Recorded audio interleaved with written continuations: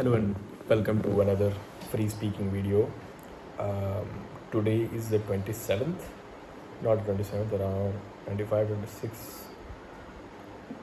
Today is the 25th of July, as I'm not wrong.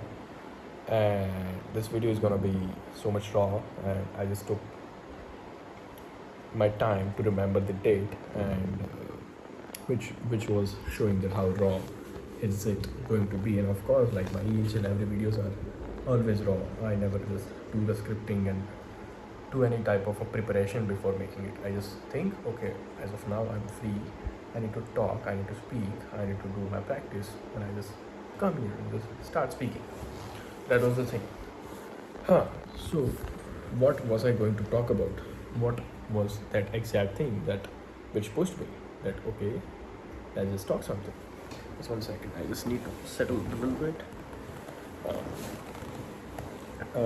I don't know whether the audio is proper or not, but I'll try to speak as much louder as I can. Uh, so I was thinking and thinking about feelings.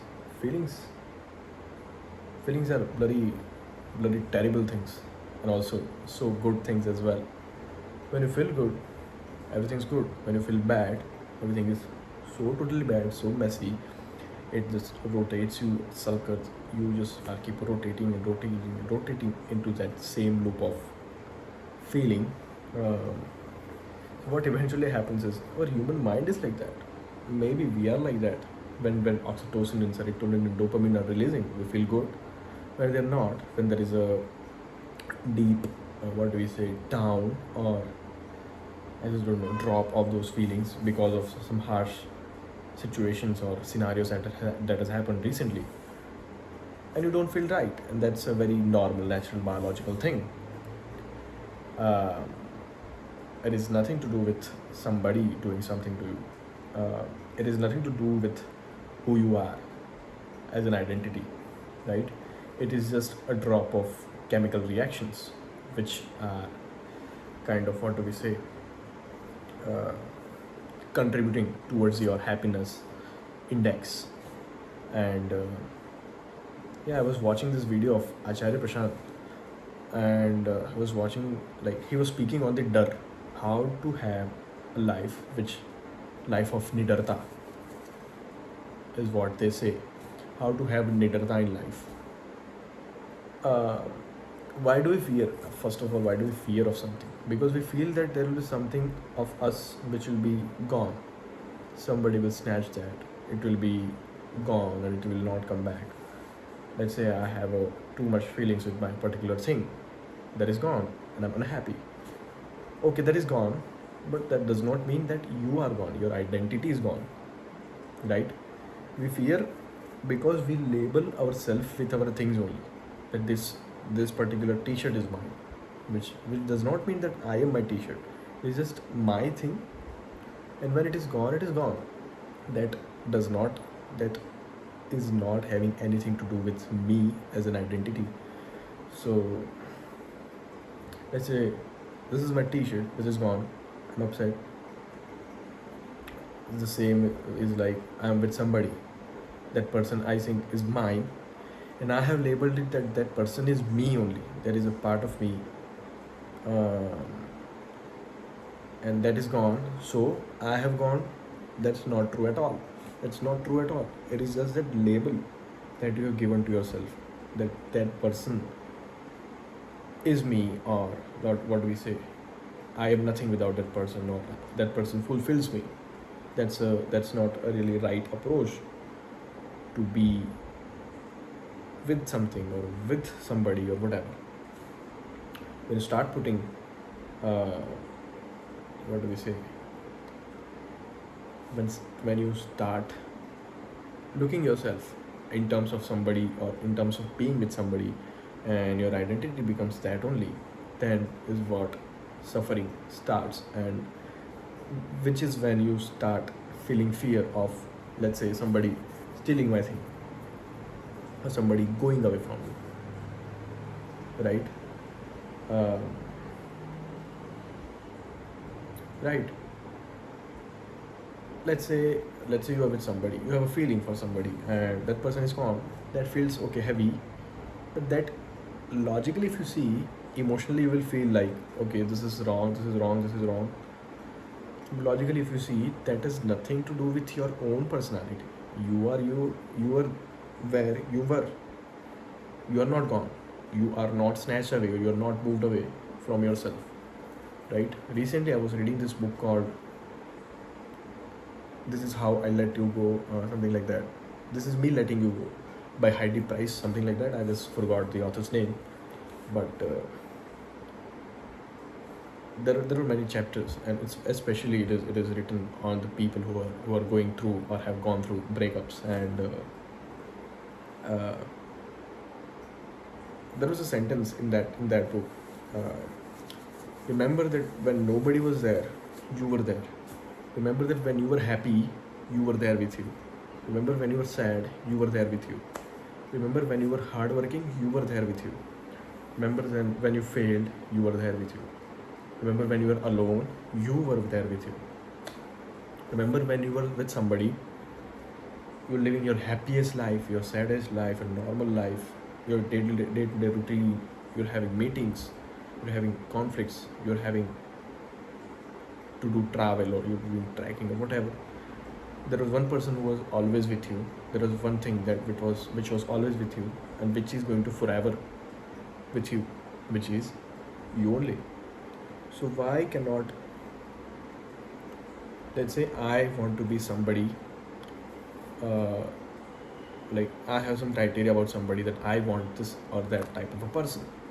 But how and why should not we try to make ourselves that kind of a person, so that we become more happy with ourselves, whatever my needs are, right? Because I am always with me. So what I can do, I'll fulfill what my needs towards myself is, and myself itself will fulfill me, and I'll be happy with me. In that quest, I don't know is it right or not, but in this quest of happiness, if somebody comes, that's good. If that person goes, that's also good. That's also fine, right? So yeah, there are many criteria we can easily make and put on, that I want XYZ sort of a behavior from XYZ person. I want this person to be like this. I want somebody like this. But when it comes to, what do we say? When it comes to putting up the criteria about yourself, that what type of self you want, it becomes a little hectic. Not hectic, sorry. A little tough and harsh and rough and tough, and I don't know exactly. It becomes a little hard to put up those criteria. Okay, I want myself to be XYZ and this and this. But still, you know that, right? This is a particular area which you want to improve, which you want to gain something, which you want to have succeed in XYZ, right? So what I would be saying, that okay, whatever qualities that you want in other person, that qualities should you should give yourself. You should gain into yourself. What eventually will happen is you'll be more happy with yourself only. Right. Right. Right. So yeah, I started with this thought of why this feelings comes and comes. Uh, s- since like it's been a long, not long time. It's been a, like around several months, and like feelings that did comes. Sorry, feelings do come. You do feel like, why this thing had gone this way, either other than that this would have gone this way, and you find yourself in a fault. You find the other person more, what do we say, you find the other person the victim of your cruelty, of your punishments, of your stupidity. Also, sometimes that happens is that person did something wrong. You find yourself victim. You find yourself the victim of cruelty, victim of punishment constantly. But this thing, what do I say? Yeah, so this is a constant loop of the feeling that keeps coming. So I just paused the video for the several minutes and I forgot what I was talking about. But yeah, there is this constant loop of thoughts and thinking. But you somehow have to accept that this were the things, and this were the way things gone. Right? This happens to thousands and lakhs of people, and this is very normal way. Or I just find this so funny sometimes that wow, this is so crazy that people just go through this. I don't know. I think this is the most funniest or happiest, or I just don't know. I have been in my entire video. Not happiest for those months. I remember when it started and when I just used to shoot the videos in my those days when my oxytocin and serotonin and motivation level was insanely high. And yeah, this happens. This happens.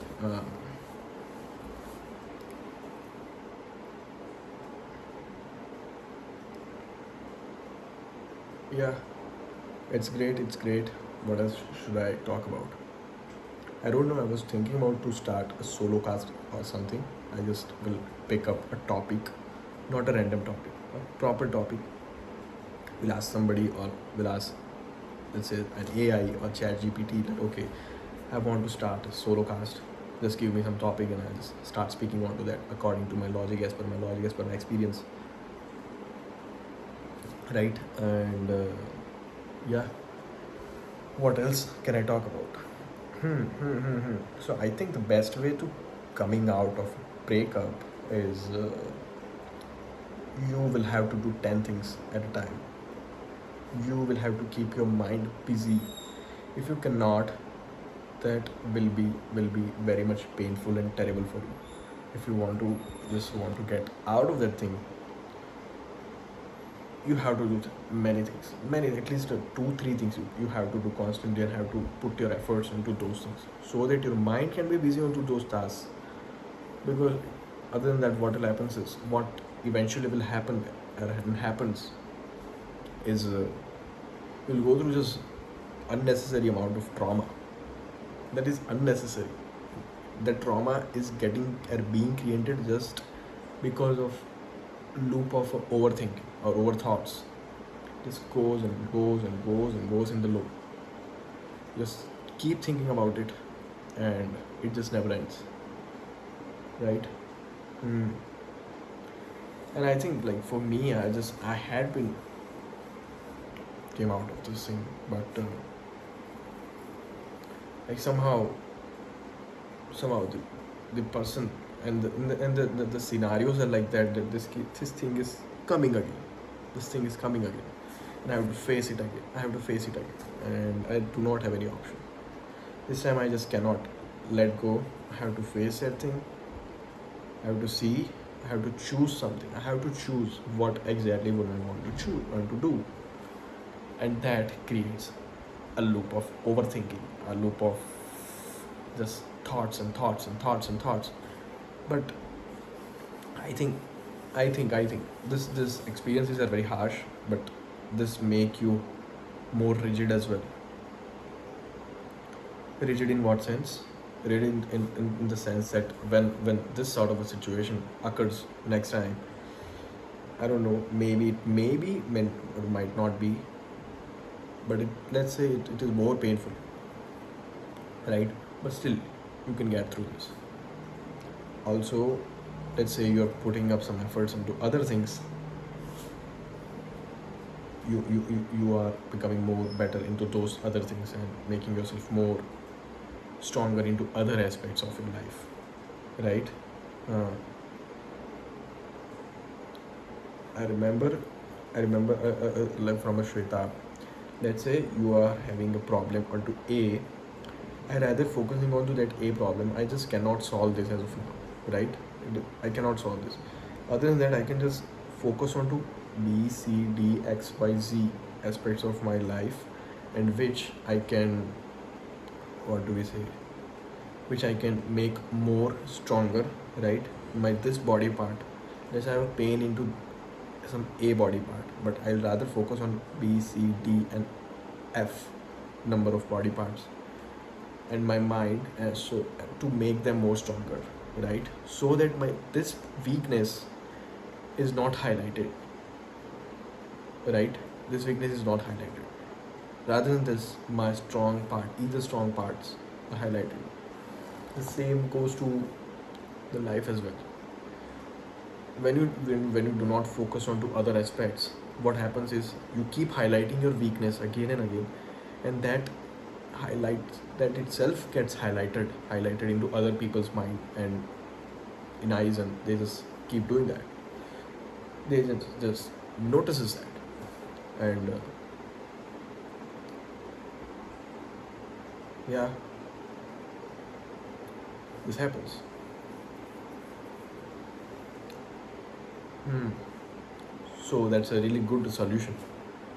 Rather than focusing that A thing, you are not able to fix that right now. You're not able to fix that right now. Rather than what I will do, I'll focus on other things and make them more stronger. There's a solution of, I think, getting rid of overthinking, getting rid of,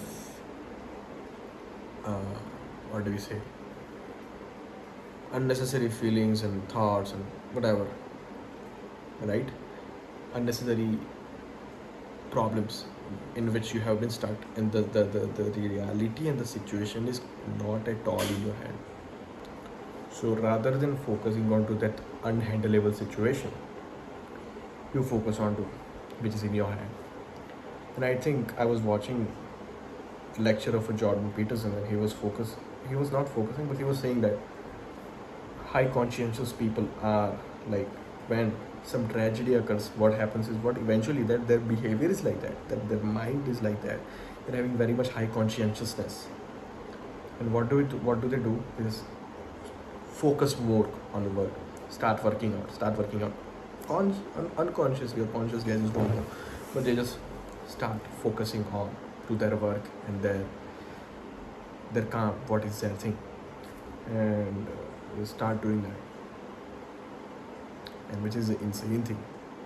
It is insane and bloody right thing.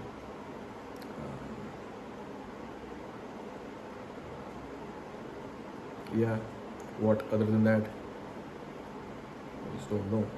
Don't know. Other than that, I just don't know what else to speak about. But this was the only thing that I had to. But anyhow, I just need to. I do have a need to start something. I can start something. To speak at least something. Right? It's your duty. You're having that skill. You like that skill. You like to do that. Why cannot we do that? We have to do it. Right? What else can we talk about?